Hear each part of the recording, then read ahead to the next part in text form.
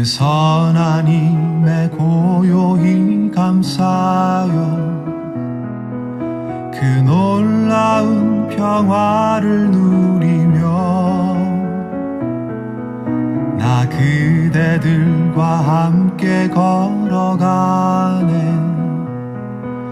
나 그대들과 한 해를 여네. 지나가 넘을 어둠의 날들이 무겁게 내 영혼 짓눌러도 오 주여 우릴 외면치 마시고 약속의 구원을 이루소서. 그 선한 힘이 우릴 감싸시니 믿음으로 일어날 일 기대하네.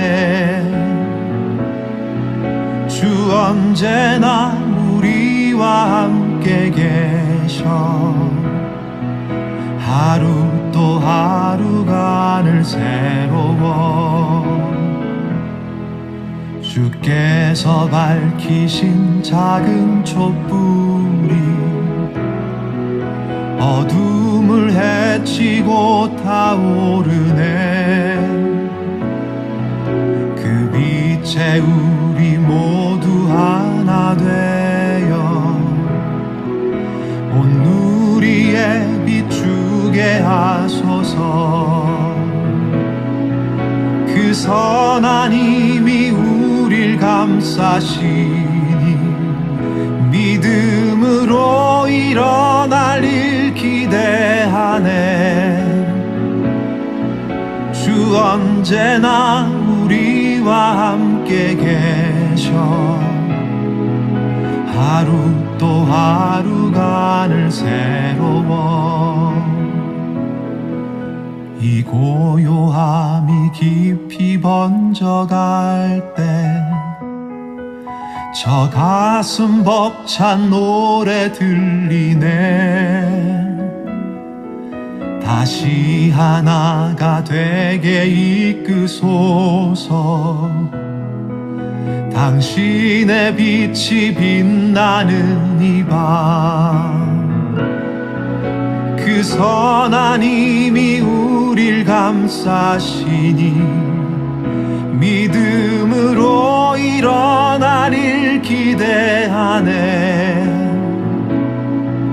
주 언제나 우리와 함께 계셔 하루 또 하루가 늘 새로워.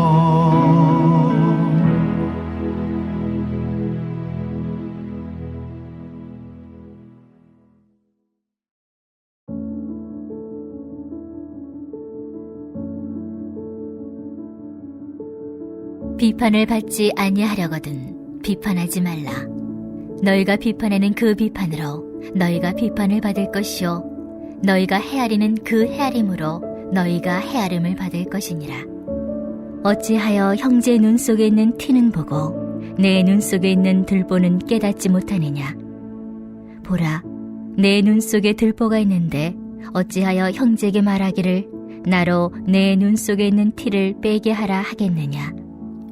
외식하는 자여, 먼저 내 눈 속에서 들보를 빼어라. 그 후에야 밝히 보고 형제의 눈 속에서 티를 빼리라. 거룩한 것을 개에게 주지 말며 너희 진주를 돼지 앞에 던지지 말라. 그들이 그것을 발로 밟고 돌이켜 너희를 찢어 상하게 할까 염려하라. 구하라, 그리하면 너희에게 주실 것이요. 찾으라, 그리하면 찾아낼 것이요. 문을 두드리라, 그리하면 너희에게 열릴 것이니 구하는 이마다 받을 것이요 찾는 이는 찾아낼 것이요 두드리는 이에게는 열릴 것이니라. 너희 중에 누가 아들이 떡을 달라 하는데 돌을 주며 생선을 달라 하는데 뱀을 줄 사람이 있겠느냐. 너희가 악한 자라도 좋은 것으로 자식에게 줄 알거든 하물며 하늘에 계신 너희 아버지께서 구하는 자에게 좋은 것으로 주시지 않겠느냐. 그러므로 무엇이든지 남에게 대접을 받고자 하는 대로 너희도 남을 대접하라. 이것이 율법이요 선지자니라. 아멘. 할렐루야. 오늘도 예배드리는 심령마다 하나님의 사랑과 은혜가 넘치시기를 간절히 축복합니다. 오늘 말씀에서 예수님은 우리가 이 땅을 살아갈 때 가장 범하기 쉬운 비판과 정죄에 대한 가르침을 주고 계십니다. 말씀을 통해서 하나님의 자녀인 우리가 어떤 원칙을 가지고 다른 이들을 대해야 할지 살펴보기를 바랍니다. 여러분, 우리가 살아가면서 겪는 가장 어려운 것이 인간관계입니다. 인간관계가 힘든 이유는 모든 사람이 각기 다르기 때문이죠. 살아온 배경이 다르고 생각하는 관점도 다릅니다. 심지어 같은 가족끼리도 갈등을 겪습니다. 그리고 타인과의 갈등을 경험했을 때 우리는 쉽게 상대방을 정죄하고 비판합니다. 그러나 성경은 분명한 원칙을 우리에게 제시해주고 있습니다. 그 원칙이 무엇입니까? 1절 말씀에 비판하지 말라라고 명령하고 있습니다.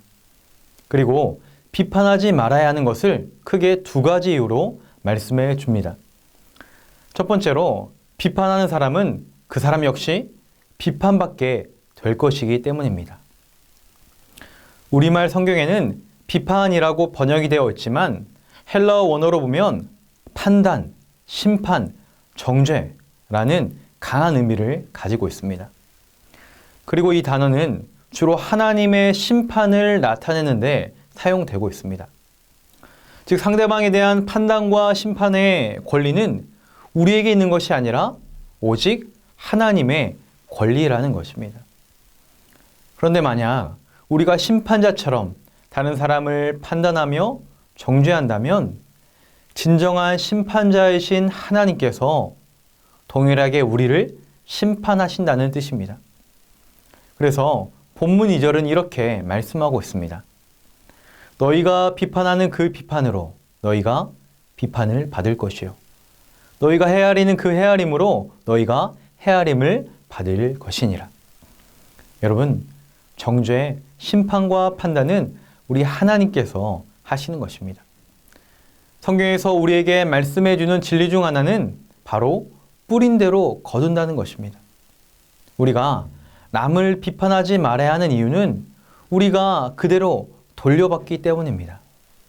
바라기는 우리의 심판자는 오직 하나님 한 분이심을 기억하시기를 소망합니다. 두 번째로 우리가 비판하지 말아야 하는 이유는 우리에게 그런 자격이 없기 때문입니다. 3절과 4절을 보면 어찌하여 형제의 눈 속에 있는 티는 보고 내 눈 속에 있는 들보는 깨닫지 못하느냐. 가이드 포스트라는 잡지에 이런 글이 실린 적이 있다고 해요. 어느 아파트에 한 부인이 살고 있었습니다. 그 부인은 자주 거실에 앉아 커피를 마시거나 신문을 읽으면서 시간을 보냈습니다.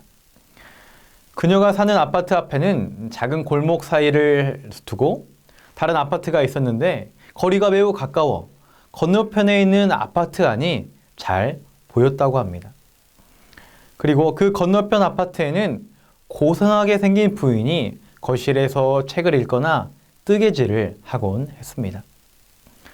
그러던 어느 날 평소와 같이 커피를 마시려고 앉았는데 그날따라 건너편 아파트에 있는 부인의 얼굴이 매우 흐릿하게 보였습니다. 그것을 보면서 속으로 이렇게 생각했다고 해요. 아무리 바빠도 창문이라도 제대로 닦고 살지 저게 뭐람. 외모는 곱상해도 살림살이는 영 시원치 못하구먼. 그렇게 비판했다는 것입니다. 그로부터 한 주, 두 주 후에 날이 너무 좋아서 큰 마음을 먹고 집안 대청소를 했습니다. 그리고 창문도 깨끗하게 닦았습니다.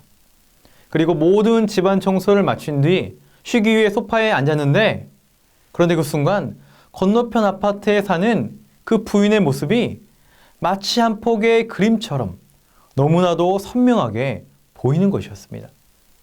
그 순간 깨달음이 왔다는 거예요. 상대방의 집이 더러운 것이 아니라 우리 집이 문제였구나. 그러면서 자신의 경솔함을 깊이 뉘우쳤다는 이야기였습니다. 사랑하는 성도 여러분, 때때로 우리도 우리 자신의 창문을 제대로 닫지 못하면서 그저 성급하게 다른 사람의 잘못을 보며 비난할 때가 있습니다. 그러나 성경은 우리 자신을 먼저 돌아보라라고 말씀하고 있습니다. 5절을 보면 외식하는 자여, 먼저 내 눈 속에서 들보를 빼어라. 그 후에 밝히 보고 형제의 눈 속에서 티를 빼리라. 하나님은 먼저 우리 눈 속에 들보를 빼라라고 말씀합니다. 여러분, 우리의 기준은 다른 사람이 아닙니다. 하나님 앞에서 우리의 모습을 정직하게 돌아봐야 합니다. 바라기는 우리가 타인을 정죄하는 것이 아니라 하나님 앞에서 우리의 모습을 날마다 점검하는 겸손한 심령이 되기를 소망합니다. 그런데 여기서 한 가지 생각해 보아야 할 것이 있습니다. 여러분, 다른 사람을 정죄, 심판, 판단하는 것은 하나님의 권리지만 진리에 대한 분별력이 우리에게 있어야 합니다. 6절 말씀을 보면 거룩한 것을 개에게 주지 말며 너희 진주를 돼지 앞에 던지지 말라. 그들이 그것을 발로 밟고 돌이켜 너희를 찢어 상하게 할까 염려하라. 여기에서 개와 돼지는 복음을 배척하는 바리새인들이나 이방인 같은 불신자들을 의미합니다. 그들은 자신들이 거룩하다고 생각하며 복음을 발로 밟고 조롱하고 멸시했습니다. 이런 그들에게 예수님은 거룩한 것을 주지 말라고 하셨습니다.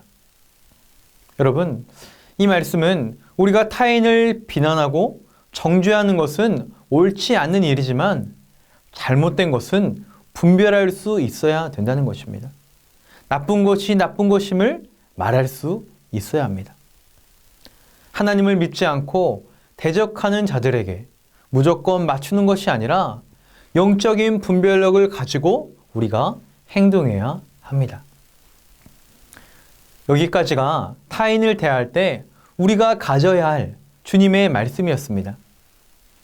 그러나 한 가지 큰 문제가 있습니다. 우리는 비판하지 말라는 주님의 말씀을 익히 알고 있음에도 그것을 지켜내기가 매우 어렵다라는 것이죠. 우리는 누가 시키지 않아도 자연스럽게 다른 사람을 정죄하며 판단하는 것을 좋아합니다.